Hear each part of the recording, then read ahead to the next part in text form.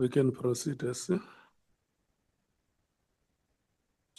General Poslani, you put this issue of the appointment of General Mludli under the heading political interference. That's why I'm asking you. I'm not making things up. So, is this, because it sounds to me like it was the case, is or was this an irregular appointment? In other words, some procedure or process, either statutory or by protocol, was that not followed in this case? Or was it a case of an executive authority overreaching and using or abusing that authority to make an appointment for political reasons? Can you clarify that for us? Chair, that part of an appointment made for political reasons, I'm not going to respond to it because I don't know. All I know, which is what I have already said, was that there is a set process.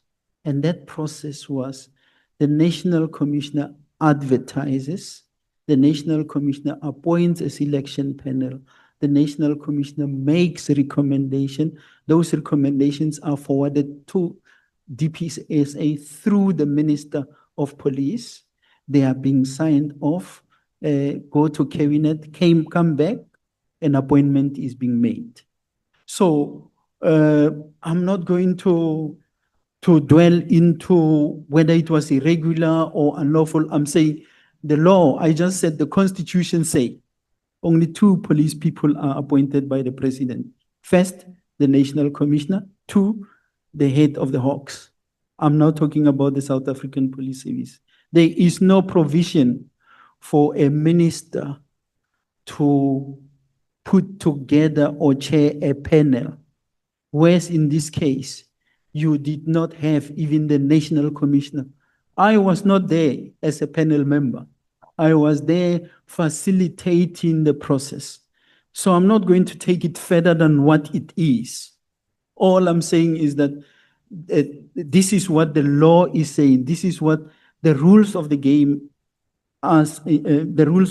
is saying. And that's why I say I make reference to even the 2020 protocol, DPSA protocol. I think I'm making reference to it somewhere in this affidavit.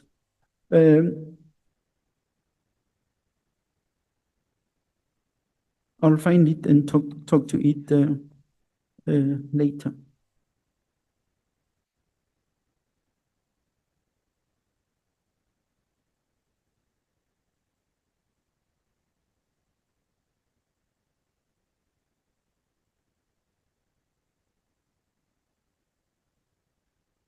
Sorry, are you? I'm not looking for it now. I'm allowing you. If I find it, I'll come back. It sounds to me that this, what you are saying under this heading, that this appointment was unprocedural.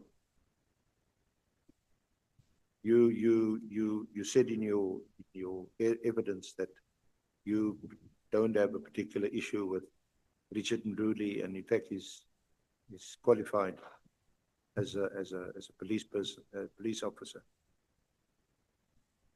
Well, I don't have issue with General Mludli. He may not have been in crime intelligence before his appointment, but he was appointed there. He did not appoint himself within crime intelligence. So whoever makes noise about him being the Divisional Commissioner of Crime Intelligence, they've got reasons for them making so. But as a fellow colleague, someone that has done work for years, I can't take away anything from him in as far as a manager and an investigating officer or a commander of investigations are concerned. I'm not going to dwell into other things that are being said about him. They are outside my scope. But he's a fellow officer. I actually trained with him when we were on officers' course here in PAL way back in 1993. There's two reasons why I. Honorable Sokanyile. Thank you very much, Chairperson.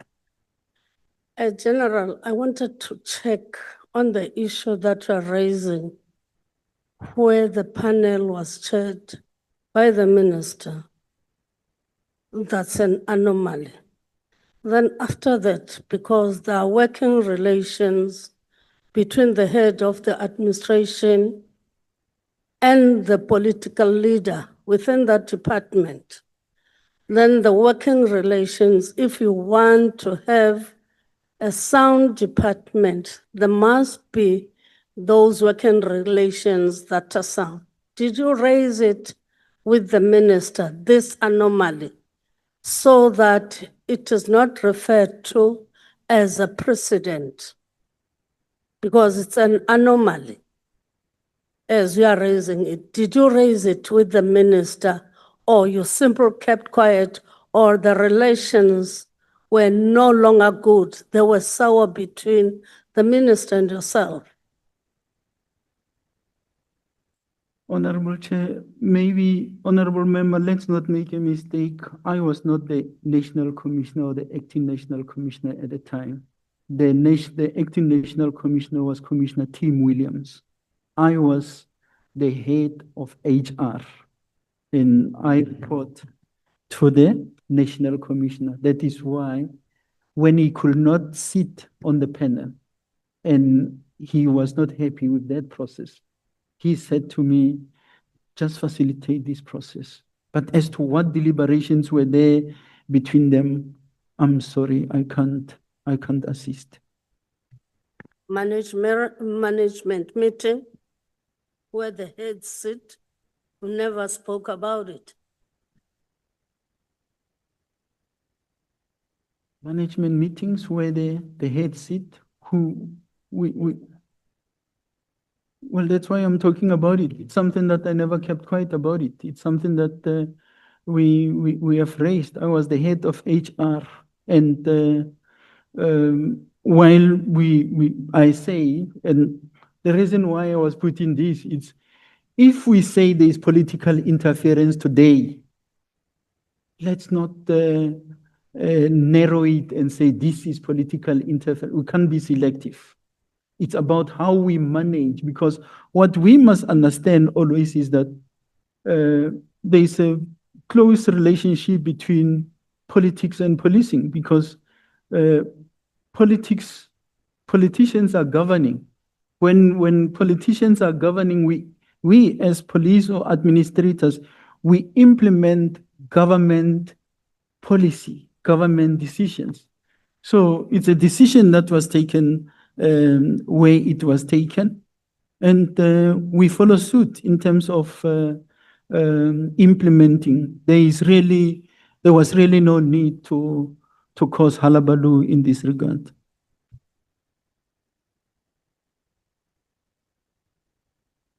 Are you fine, Honorable Sokanyile?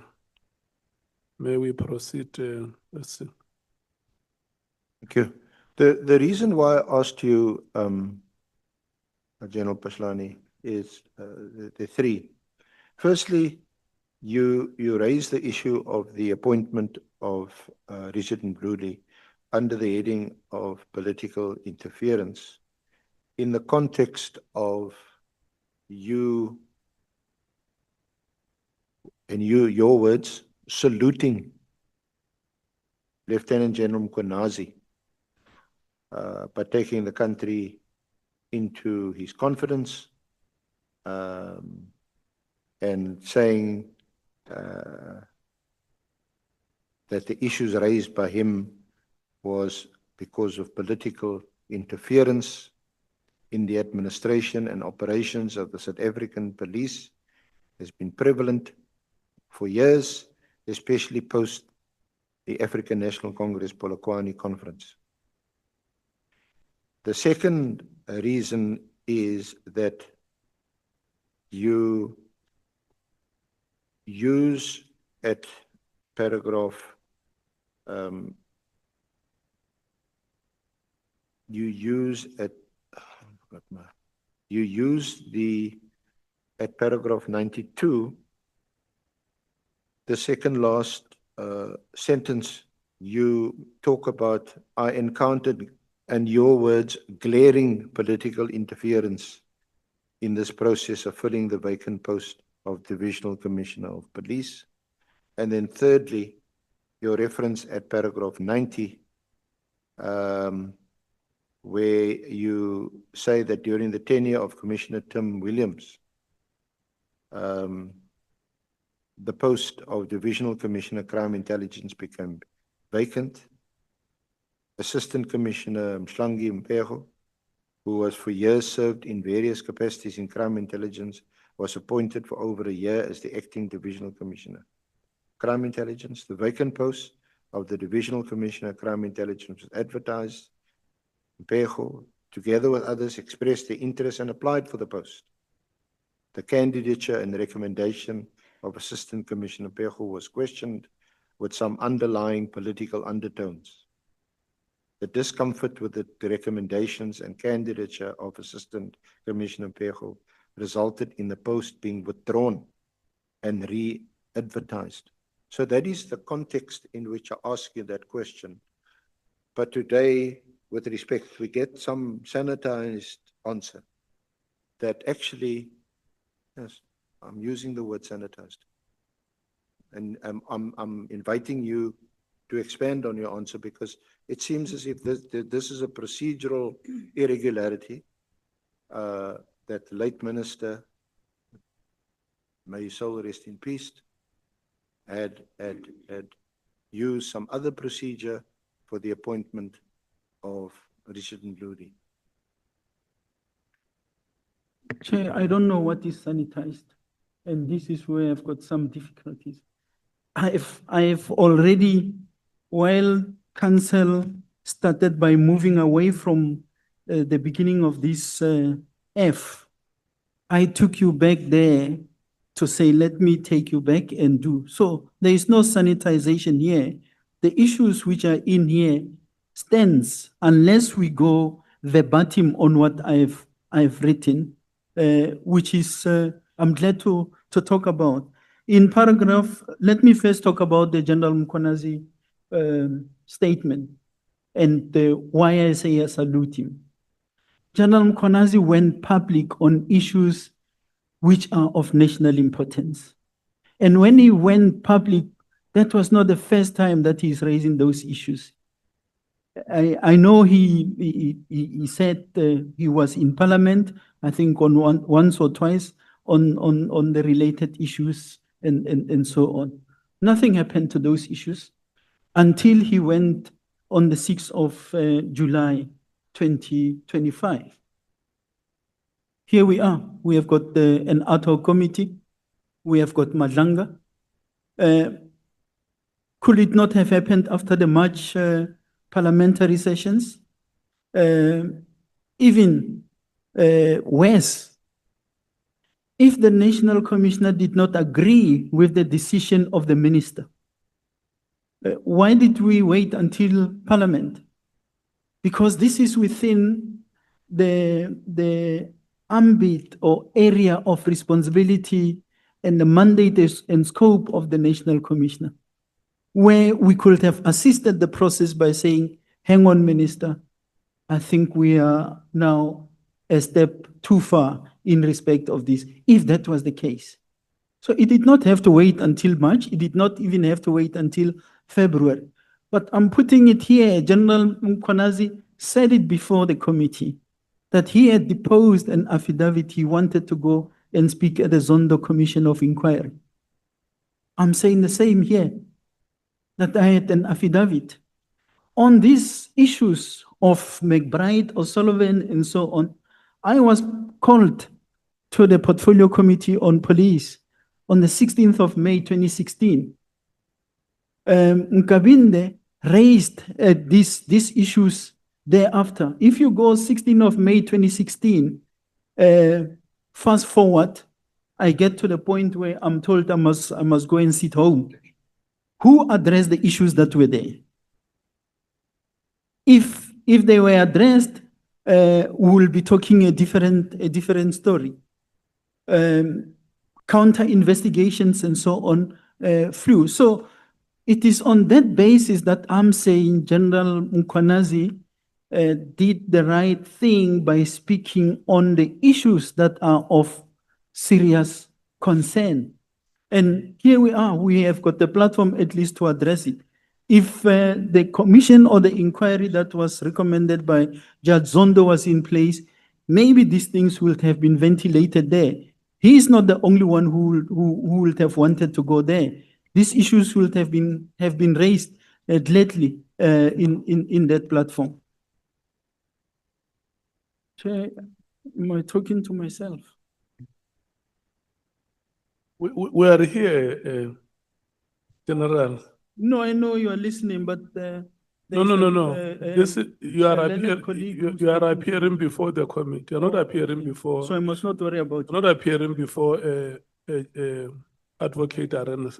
No, it's fine. I just wanted to hear. I must not worry about their conversation. No, nobody says you must not worry. What Okay. we are saying is that you are not appearing before Advocate Arens. You are appearing before this committee. All right. Thank you, Chair. Yeah.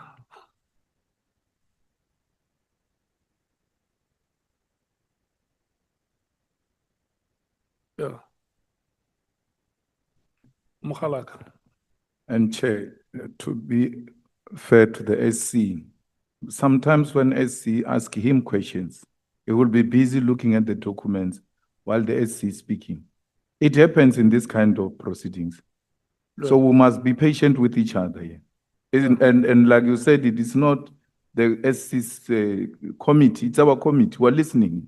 Yeah. And we're taking everything into consideration. So SC has to be consulting, because if he asks us to adjourn and then he speaks to his colleagues, when are we going to finish? These colleagues of the SC, they're not here for the sake of being here. They need to help him. And when he's paying attention, it looks like he's now being treated unfairly. It's unacceptable what is happening to the SC. Not done.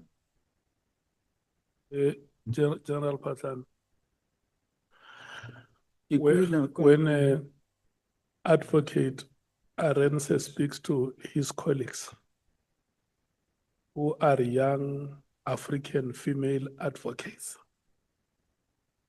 who in the history of this country never had an opportunity to be at this level. We want male South Africans like yourself to appreciate and marvel at that moment. For the sake of progress, Chair, I'm here. I'm just a witness. All I'm saying is that Not for the sake of progress. no, for That- my sake. That national consciousness Yeah. is what we No, want. no, that I agree with, Chair. But I'm saying earlier I was answering a question, and then I could see I was not followed. The same question was being repeated. This thing that I was No, talking about. it's But fine. okay, It's fine. it's Listen, okay. General, the members of the committee are here. Okay. If you listen to what Honorable Malema says, we are here, all of us. And that is why you see from time to time they come in and ask questions for clarity. And there were moments where they also allowed you to move your chair back to get counsel there. And you also said it by your own mouth that I'm speaking to learned people here. So let's have that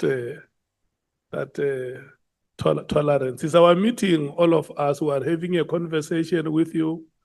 And for sure, up until now, you can see that there are no adversarial interactions in this meeting. So let's proceed in that spirit. We are going to break at 17 hours. I mean, the next break is at 17 hours. We can proceed. At Honorable Breitenbach, 10 on the econ. Okay. Bonani, you heard that. Yeah. But Chair, you know there is a tendency of sleeping. Please turn on the air concept before they sleep. Yeah. You know, DA has a tendency of sleeping at work. So they will sleep if you don't turn on the network. Listen, no, Breitenbach, wait, let me respond to that. You know, I said this and it's not 10 minutes up. I said the year is still very long. We're still in January. Yeah. Do let me respond. Even when we're asleep, we're better than him.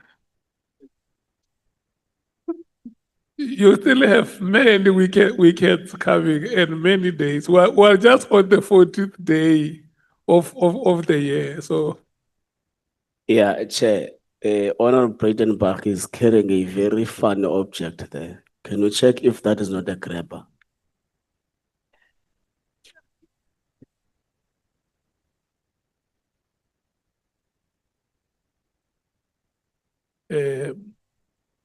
Honorable Breitenbach, that object is not funny. It's not a funny. He says you are carrying a funny object.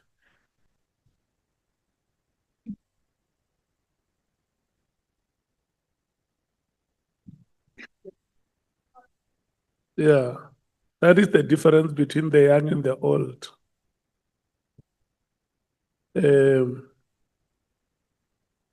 Advocate Arendse.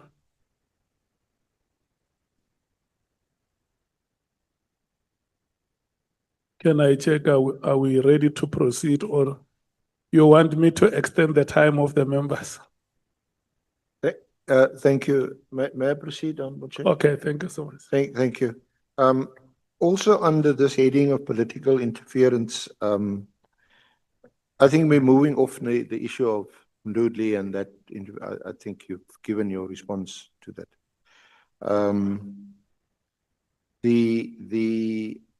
Yeah. You also allege under the heading of political interference the role of IPID, also especially under Mr. McBride, Matthew Sissoko, and Colonel Rulofse, and I'm reading from your paragraph 83, whom you allege implicated you based on falsehoods and fabrications by peddling and processing endless and malicious allegations directed towards you and your family. And you say you want to use this opportunity to deal with some of these issues. Sorry, I see you said it's paragraph? Paragraph 83. 80? Paragraph 83. It's under item F, political interference, Yes, page 32. I'm on it. Yeah. Just like him, I had submitted an extensive affidavit to the State Capture Commission detailing the capture of IPID and the egregious onslaught by McBride, O'Sullivan, and their accomplices to capture the South African Police Service. Following receipt of my affidavit and consideration of my submission, I was granted leave by the chairperson of the Commission of State Capture for my legal team to cross-examine Mr. McBride, Mr. Matthew Sissoko, and Colonel Rulofse, who implicated me based on falsehoods and fabrications by peddling and processing endless and malicious allegations directed towards me and my family. I'll take the opportunity to deal with some of the issues in an effort to give the ad hoc committee and the public my side of the story. This issue is extensively traversed from page 48 onwards. And it is an issue that even Cedric Ngavinde spoke to this committee on it. So my suggestion, Chair, I'm not here, I was just introducing the issue. The issue is part of paragraph G from 48 onwards, for the sake of not, dealing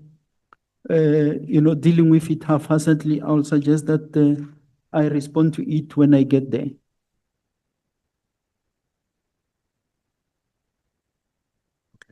So can I draw your attention to paragraph 128, which is on page 38. 58, sorry. Maybe when we talk numbers, can I just be told which numbers, the bottom or the top? Because The 58 is the one at the bottom, is the page number of your affidavit, and Okay. 128 is the paragraph. 128, yeah. Yeah. That was on 14 to 21 May 2017.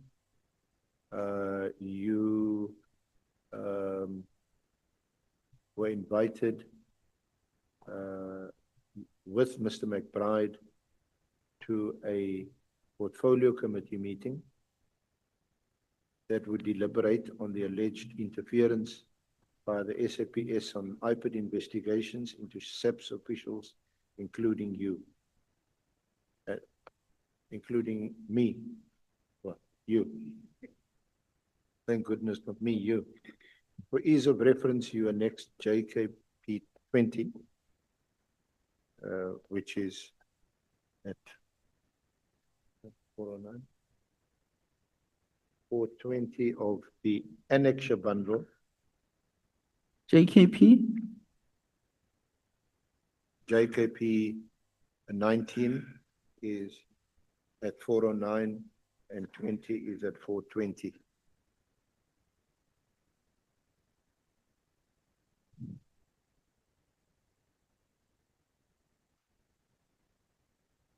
This thing.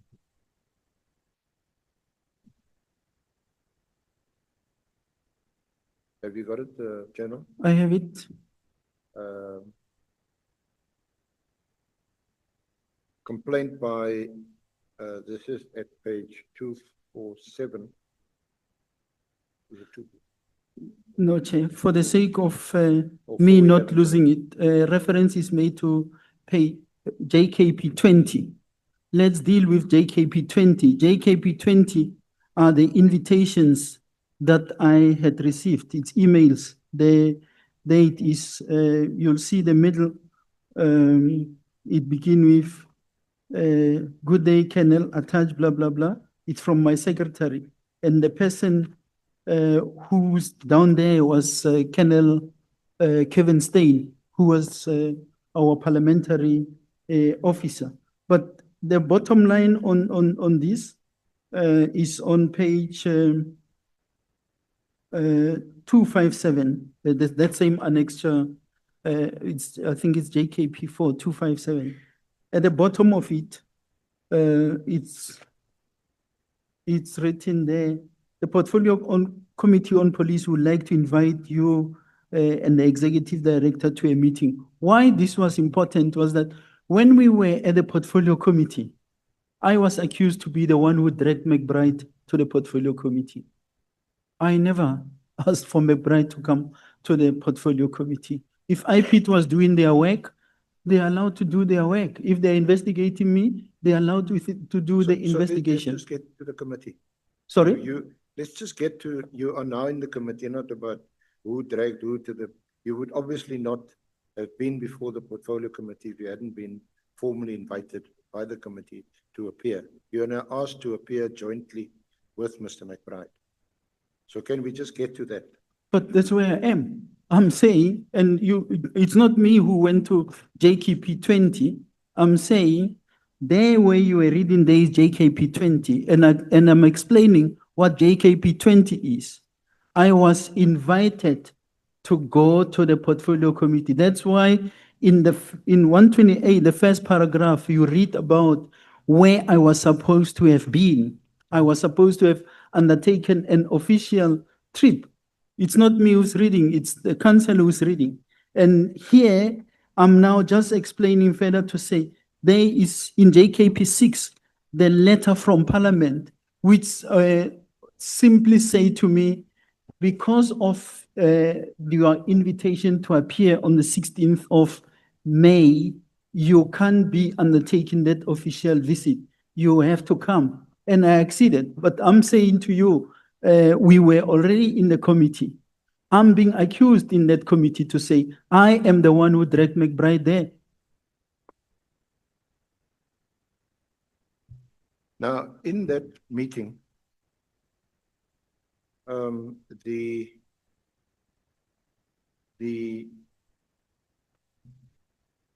complaints by pop crew members and Paul O'Sullivan are referenced.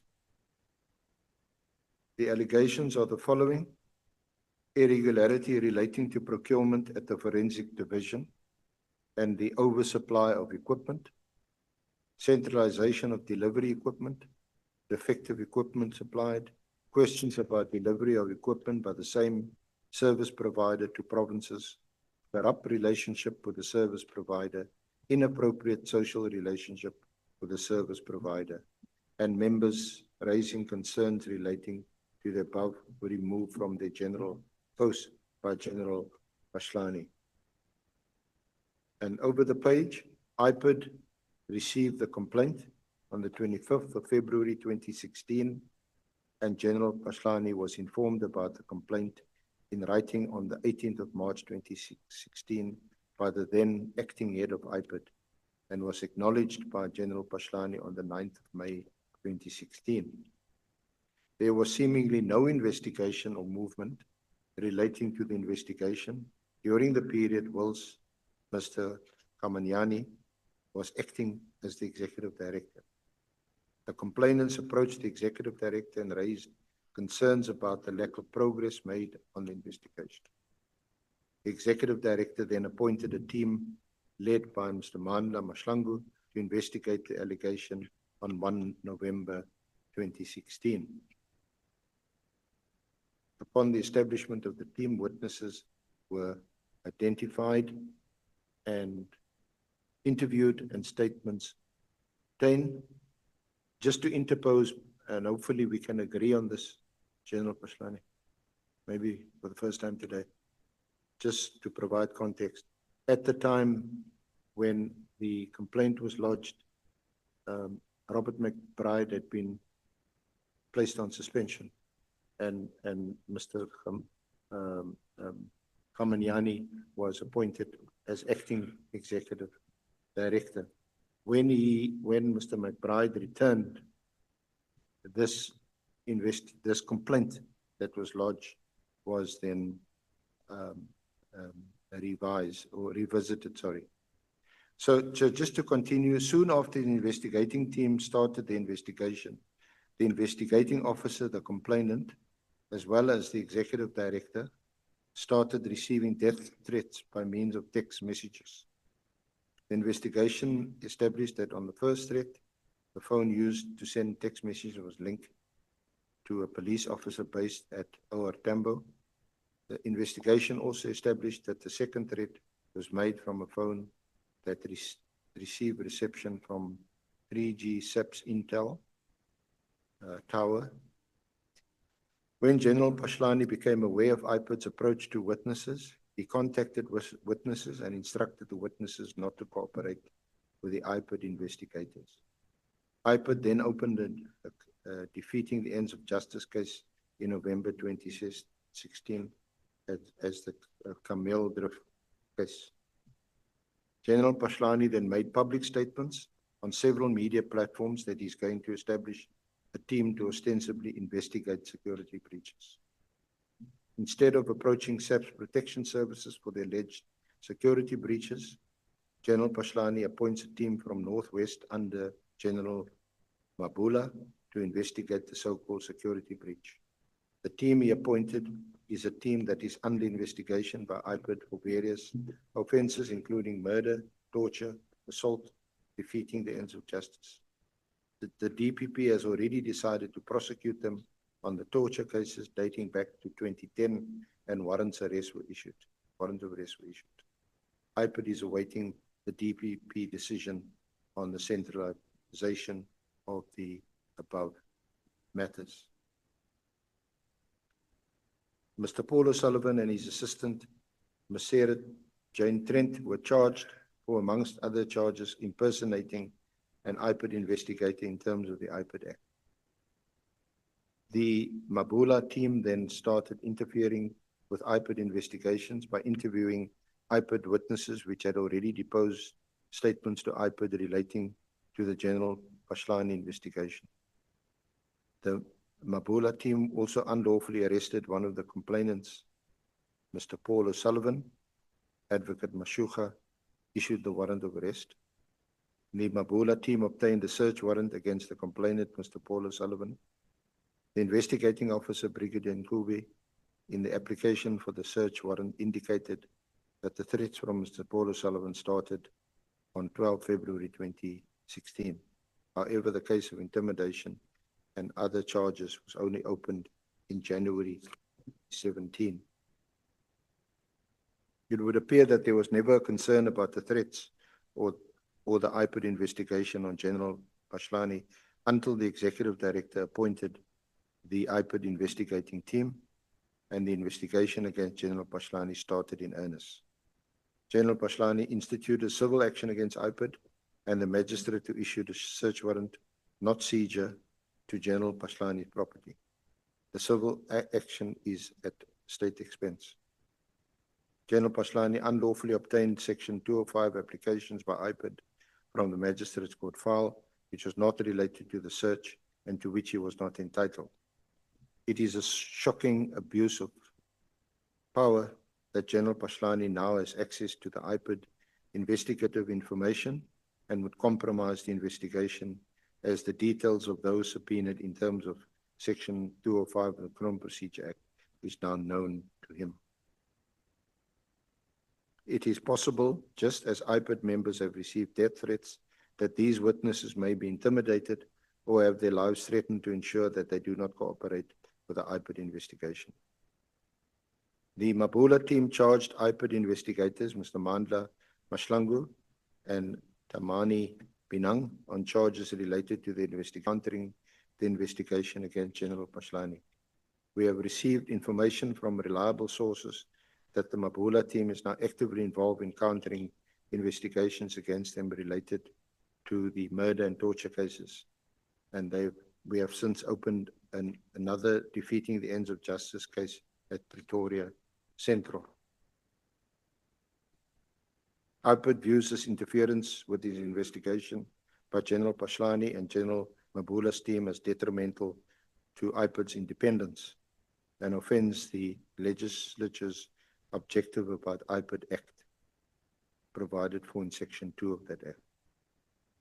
Any investigation by any member of the SAPS against IPID investigators, because they are being investigated by IPID, defeats the whole purpose of the independent oversight of SAPS as provided for in Section 206 of the Constitution, confirmed in the Constitutional Court judgment, and is a clear conflict of interest. Officers who are subject of IPID investigation should be allowed to investigate IPID as they are conflicted. The actions of General Pashlani and General Mabula's team are in conflict with the stated intention of Parliament and the legislature in creating IPID. This conduct is criminal and undermines Parliament. The will of the people of South Africa as represented by Parliament is also undermined. IPID has instructed its legal team to issue letters of demand to General Pashlani and General Mabula to desist from interfering with the IPID investigation. Failure to comply will result in IPID approaching the High Court to interdict them. And in due course, I'll get to that case that was brought in the High Court, and a judgment was handed down. We have written to the NDPP raising concern about the summons against our investigators on charges related to the investigation of General Pashlani and perceived collusion by some prosecutors in assisting the Mabula team to interfere with the IPID investigation. IPID is convinced that it will be in the interest of justice for General Pashlani to be suspended or put on special leave to allow IPID to continue with the investigation without any interference.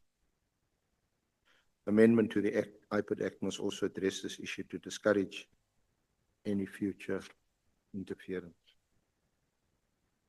This is the annexure which you fairly, General Pashlani, has attached to your affidavit and your response.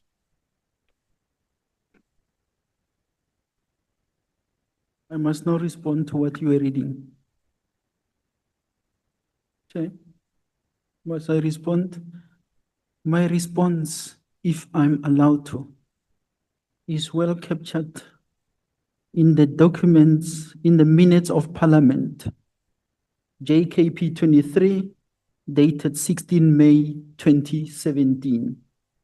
Because that is the day that we were in Parliament and that presentation was made. And that response is well traversed here.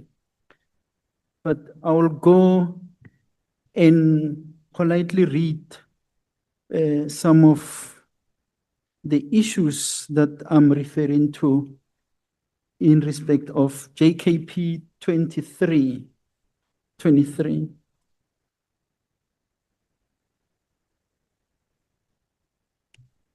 And I'm going back paragraph, page 58,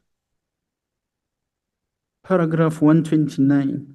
I'm trying to make it easy so that I just capture the facts. 129, the following day, 11 May 2017, Mr. Francois Biekman, chairperson of the Portfolio Committee, addressed a response to my letter of apology to attend a meeting of 16 May 2017. The letter is annexed here to SJKP 21. Upon receipt of the said letter, I rearranged my trip and duly attended. On 16 May 2017, I went to the meeting prepared and armed with a comprehensive presentation that will give a detailed account of the very same allegations presented by McBride. I annexed here to marked JKP 22, a copy of the presentation that was made to the Portfolio Committee in the presence of McBride. My appearance before the Committee on Police was to respond to the same allegations made by Robert McBride during his previous appearance on 4 May 2017, where I was not present. Robert McBride alleged that it was unprecedented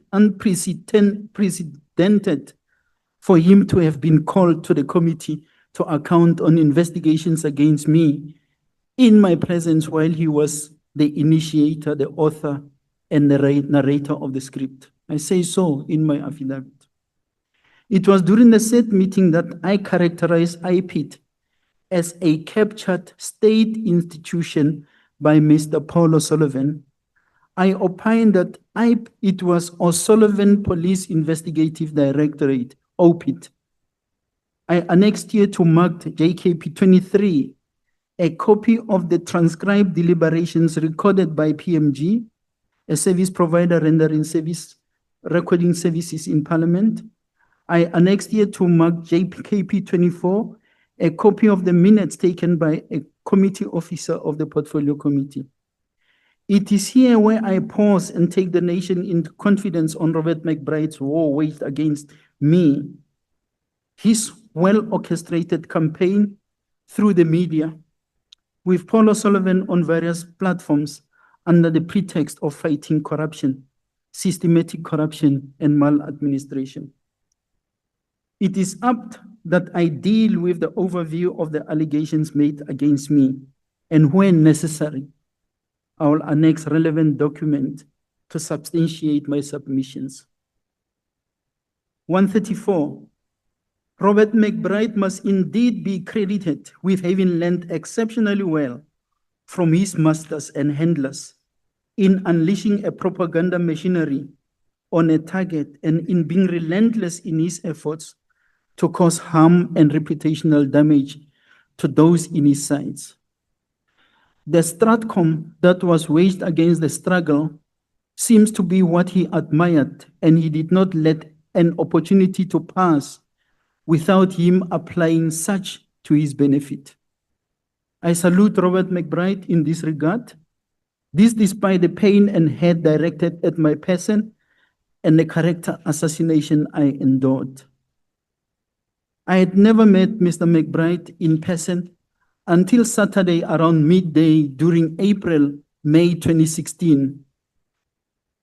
Like you said, SC, May 2016. When you say he was on suspension, it is true, but he was under suspension from his post as executive director of IPID. When I was surprised by his presence outside my house in Sable Hills, the very famous McBride O'Sullivan playing field. I was with a fellow resident, Mr. Johan Smith, may his soul rest in peace, who visited me to discuss matters related to the Homeowners Association. When I walked him out, he mentioned a person he was expecting who happened to be Robert McBride. It was here where Robert McBride came out of the driving seat of a white E200 Mercedes-Benz vehicle in which he was driving with a female passenger. We exchanged greetings. Mr. Smith allowed us space to briefly engage without any interference. At the time of this unexpected meeting, the media was running articles and stories by Pope Crew and O'Sullivan's allegations of corruption leveled against me. You will have noted as part of the records that twice on the 30th of June 2017, the late Judge Monama ruled in my favor on a civil litigation against the very same Pope Crew members. Recently, on the 5th of November 2025, the full bench ruled in my favor on that particular litigation.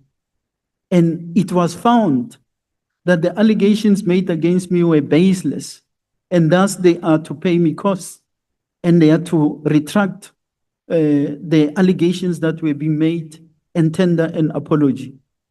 So these are the same people that I'm being told they are witnesses in McBride's pursuit against me.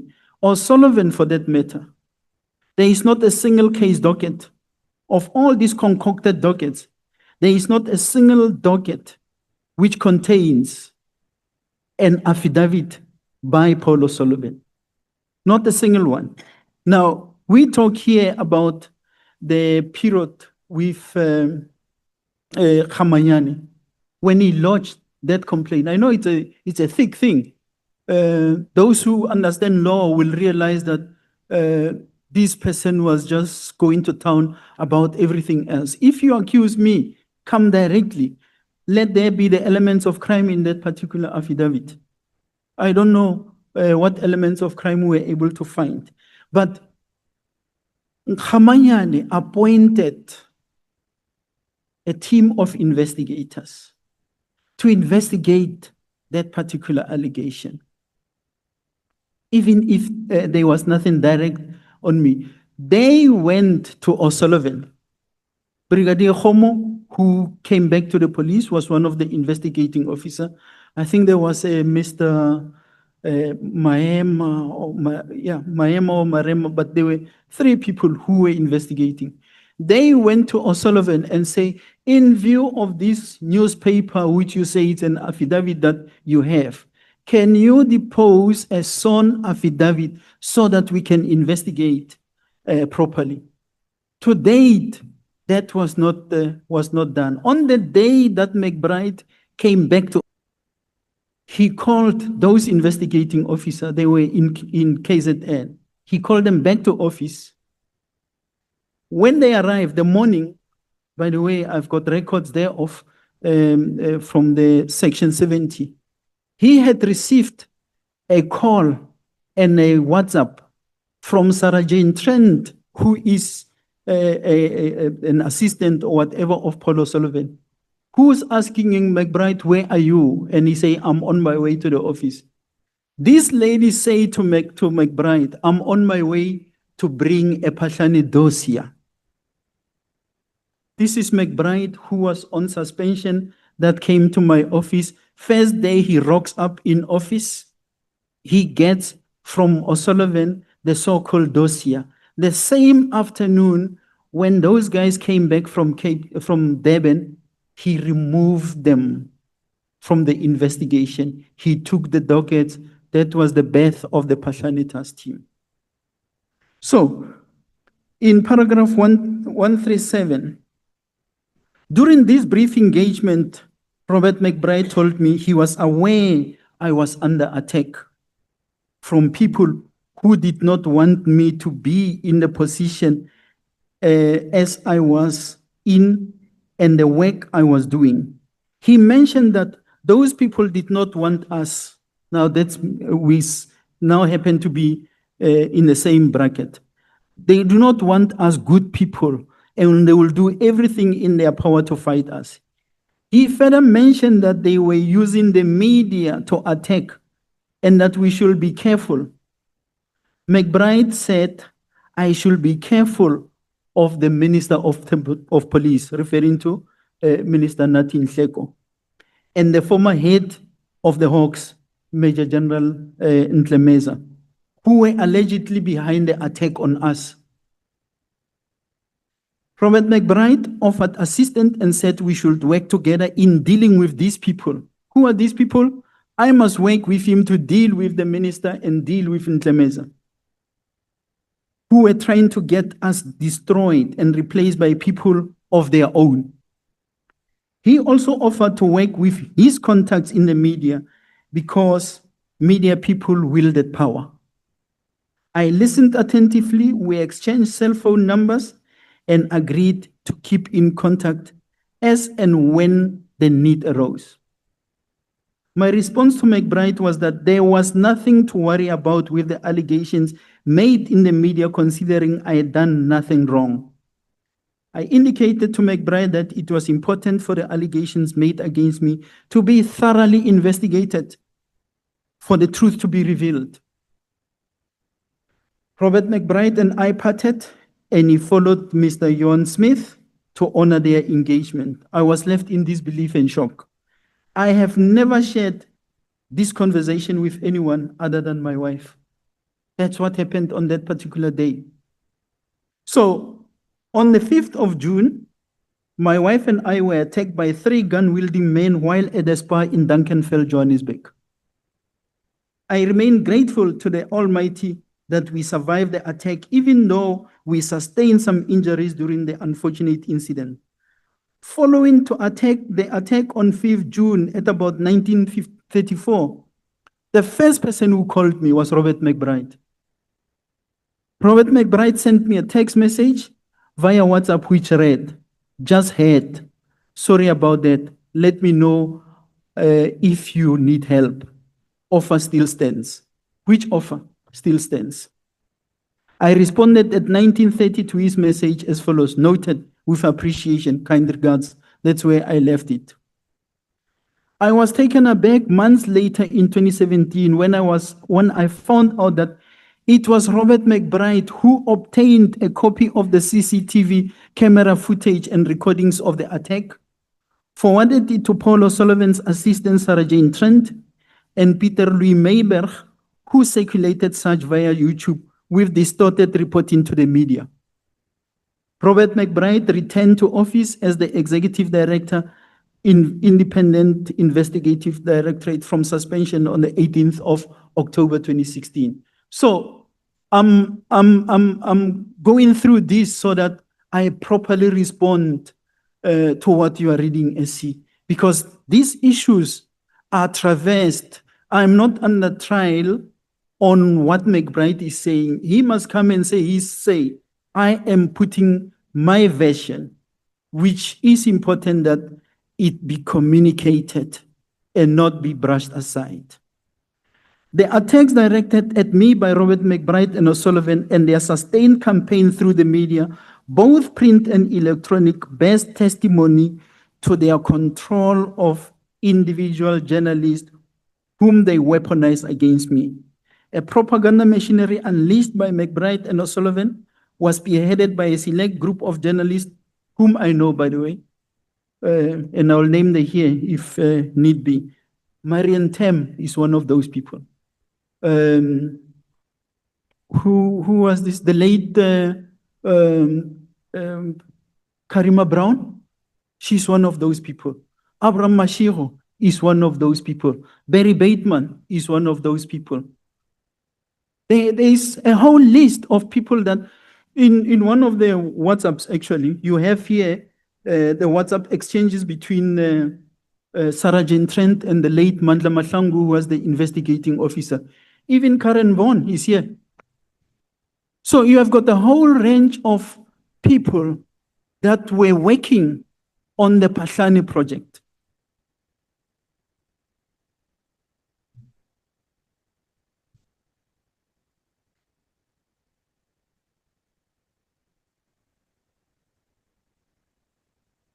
Were you done on the part that you were reading? I'm not done, Chair, but I think I must respect the committee's time because he decided to go and read Robert McBride's allegations, and these are properly responded to. If I was here to be taken through my affidavit, these issues would have been traversed. So I'm going to pause. I can deal with some of these things when we come back. Okay. It's now almost 10 minutes past 5. We are going to break and come back at 5:30.